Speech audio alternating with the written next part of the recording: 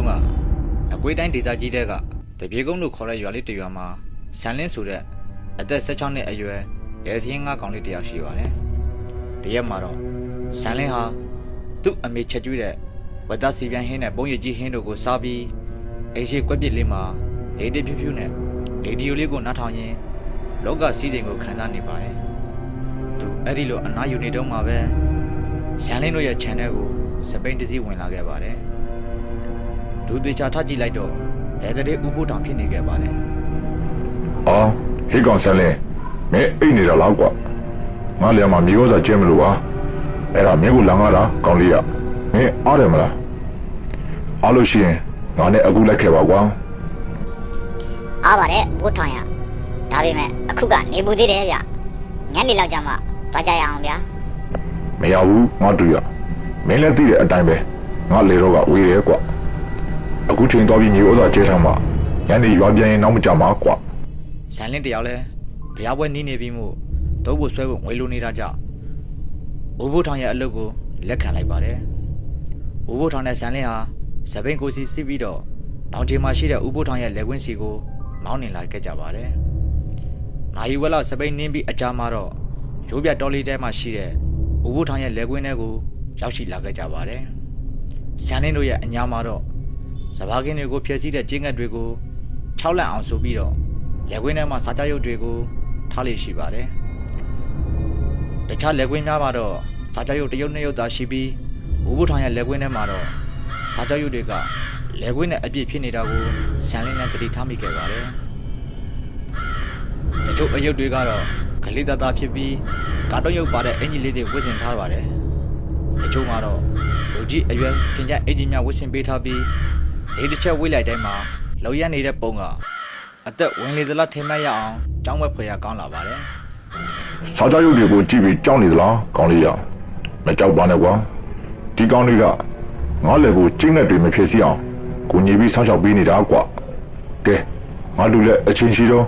ညီဥစားကျဲချနေကွာ။ဦးလေးကိစ္စရှိလို့ကြွားပဲခဏပြောင်းမယ်။ညနေလောက်မှတစ်ခေါက်ပြန်လာခဲ့မယ်ကွာ။ဘိုးဘိုးတော်က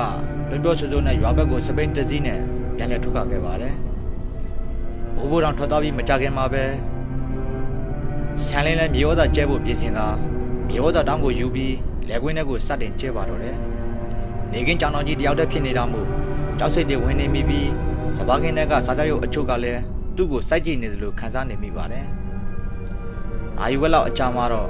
သူ့ရဲ့ကြောဘက်စီကနေတီတိုပြောတန်လူခလေးရတန်လူခက်တက်ကြားမိပါတယ်။အတန်လာရဘက်စီကိုလက်ကြည့်ရှုရမှလဲထွထွဘာမှမတွေ့ခဲ့ရပါဘူး။နောက်တော့သူ့စိတ်ထဲထင်တာပါနေမှဆိုပြီးမြေဩဇာတွေကိုကျဲမြဲကျဲတိုင်းစက်ကျဲနေပါတယ်။တောင်းတဲ့ကလက်ကျန်မြေဩဇာတချို့ကျဲနေတော့မှပဲစာကြောက်ရုပ်တွေကဥကောင်းတွေဟာဆန်လင်းရှိရသို့ဥတီလာခဲ့ပါတယ်။တချို့ကတော့သူ့ကိုစိုက်ကြည့်နေကတချို့ကတော့တရင်ရင်လှူရှားနေပြီးစိတ်ပြက်ခြောက်ကြစရာကောင်းလာပါတယ်။စာကြောက်ရုပ်တွေကစက်တိုက်လှူရှားနေပေမဲ့ထူးဆန်းစွာနဲ့ပဲလေပြင်းတိုက်ခတ်တာတော့မတွေ့ရပါဘူး။ကြောက်လန့်နေတဲ့အတွေးစားတချို့ကိုရက်တန့်လိုက်ရင်လက်ဝင်းတစ်ခုစီကိုတတိထကြည့်လိုက်တဲ့အခါမှာတော့တိမ်ညွတ်လှူရှားနေတဲ့စပားပင်တချို့နဲ့ခလေးရဲတန်တချို့ကိုခတ်တက်ကြားရပြီးတခြားထူးထူးခြားခြားအရာမတွေ့ခဲ့ရပါဘူး။ညနေဆောင်ကိုရောက်တဲ့အခါမှာတော့ဆန်လင်းရဲ့တောင်းထဲမှာမြေဩဇာတွေကုန်သွားခဲ့ပြီးအနားယူဖို့လေဆောင်တဲစီကိုရှောက်လာခဲ့ပါတယ်။သူလေဆောင်တဲကိုရောက်ပြီးခဏကြာမှတော့စပိန်ဘဲတန်တညာညာနဲ့လဲပန်းရှင်ဥပုထောင်ပြန်လည်ရောက်ရှိလာခဲ့ပါတယ်။ဆန်လင်းရဲ့ငါတို့မြေဩဇာတွေကျဲလို့ပြီးပြီလားကွာ။ဦးလေးလည်းရွာထဲမှာကိစ္စလေးရှိလို့နည်းနည်းနောက်ကျသွားတယ်ကွာ။ဟုတ်ကဲ့ပြီးပါပြီအဖိုးထောင်ရ။မြေဩဇာတွေလည်းကုန်သွားပြီဗျ။အေးကွာမင်းသိတော်တယ်။အရေးအကြောင်းဆိုမင်းကိုပဲအားကိုးနေရတာ။မင်းကငါဘို့ဖို့ကောင်းကောင်းပြီးပါမယ်ကွာ။ပြောဆူတုံးချိနေတဲ့လက်နဲ့အိမ်ထဲကနေမွေးသားတချို့ကိုနှိုက်ယူနေပါတယ်။မွေးနောက်ရှာပွေရင်အခက်မသိဖြစ်ပြီးအိမ်ထဲကနေမွေးသားတချို့ဟာရခင်ပြင်ပေါ်သို့ထွက်ကြလာခဲ့ပါတယ်။အဘိုးထောင်ကအသက်ကြီးပြီးမှုတတိလည်းမကတ်တော့သလိုအောင်သာပြိုးနေပြီးမှုဘေဘီဝဲရကိုလည်းတေချာမမြင်တော့ပါဘူး။ဒါပေမဲ့အိမ်ထဲကနေမွေးသားတချို့ထွက်ကြလာတာကိုဆန်လင်းကတော့ကောင်းကောင်းမြင်လိုက်ပါတယ်။ဟောတူရဲ့အိမ်ထဲကိုပိတ်ဆန်ထဲကိုမေးသွားတယ်ထင်တယ်ကွာ။ခဏဆောင်အောင်ငါပြန်ယူလိုက်အောင်မယ်ကွာအ ဘိုးတောင်ရဲ့ငွေသားတချို့ထွက်ကြလာတာကိုဆန်လင်းကမြင်ပြီးမဲ့မပြောပြခဲ့ပါဘူးဒီငွေသားကိုလည်းယူမယ်နောက်ထပ်ပြီးမဲ့လောအားခောက်ကိုလည်းယူမယ်ဆိုပြီးအကြံကြီးကြံနေခဲ့ပါတယ်အဘိုးတောင်ထွက်သွားပြီးချင်းမှာပဲဆန်လင်းဟာအဘိုးတောင်ကြကြံခဲ့တဲ့ငွေသားတချို့ကိုကောက်ယူလိုက်ပါတယ်ရေတွက်ကြည့်လိုက်ရမှာတော့ငွေ9000ခန့်ရှိပြီးလာမဲ့ဖျားပွဲအတွက်သုံးဖို့ဆွဲဖို့ရပြီဆိုပြီးမတော်လောဘနဲ့အပျော်ကြီးပျော်မြူးနေခဲ့တော့တာပေါ့သူပျော်မြူးနေတော့မှပဲသူ့ရဲ့ကြောဘက်စီကနေကြောင်းမဲ့ဖွယ်ရအတန်တစ်ခုကိုပြပြကြားလိုက်ရပါတယ်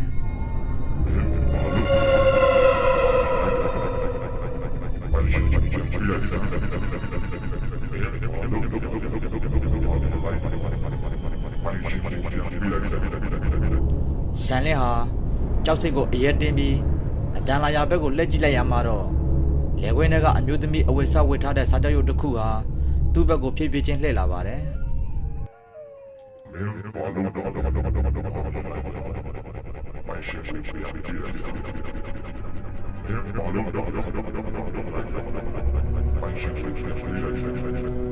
ကျောင်းမဖွယ်ရအတန်းနဲ့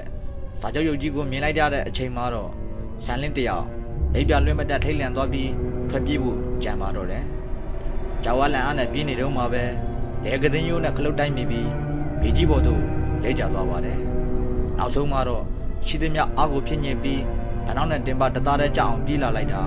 အိမ်ကိုရောက်မှန်းမသိရောက်လာခဲ့ပါတယ်။အိမ်ကိုရောက်ချင်းမှာပဲသူ့ရဲ့ဘောင်းပြေအိတ်ကတ်တဲကိုစမ်းကြည့်လိုက်ပြီးသူကောက်ယူခဲ့တဲ့ဘူကိုတောင်ရဲ့ပတ်စံတချို့ကိုရှောက်ပေးပါတော့တယ်။ထူးဆန်းစွာနဲ့ပဲသူ့ရဲ့အိတ်ကတ်ထဲမှာပိုက်ဆံတစ်ပြားတစ်ချက်မှပါမလာတာကိုသိရပြီးစိတ်အပြည့်ကြီးပြတ်သွားတော့တာပေါ့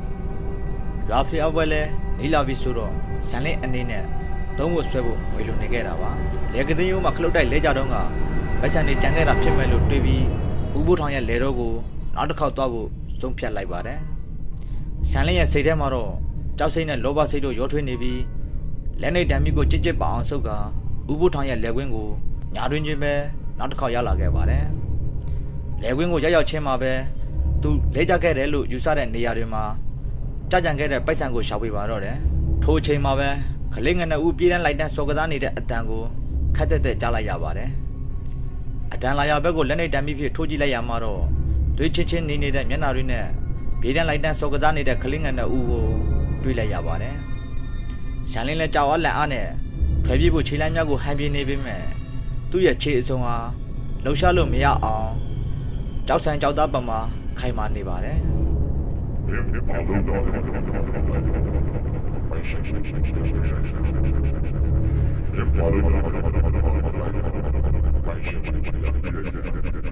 ကြောက်ရွံ့စိတ်ကိုအောက်တင်ပြီးဘေဘီဝဲယာကိုကြည့်လိုက်ရမှာတော့တွေးချင်းချင်းနေနေတဲ့အဝတ်အစားတွေဝတ်ဆင်ထားတဲ့စားကြောက်ရွတ်တွေဟာလေဘော်ကိုမြောက်တက်လာပြီးသူ့အနားကိုတဖြည်းဖြည်းတိုးလာနေပါတယ်ဖယ်ပြေးဖို့ကြိုးစားပေမဲ့ခြေတောင်များလှုပ်မြောက်အောင်ခိုင်မာနေတော့မှုဆန်လင်းနဲ့ခေါင်းကိုငုံငိုကြွေးနေခဲ့ပါတယ်ကဲကြပါအောင်ဗျာကဲကြပါအောင်ကျွန်တော်ကြောက်လို့ပါဗျ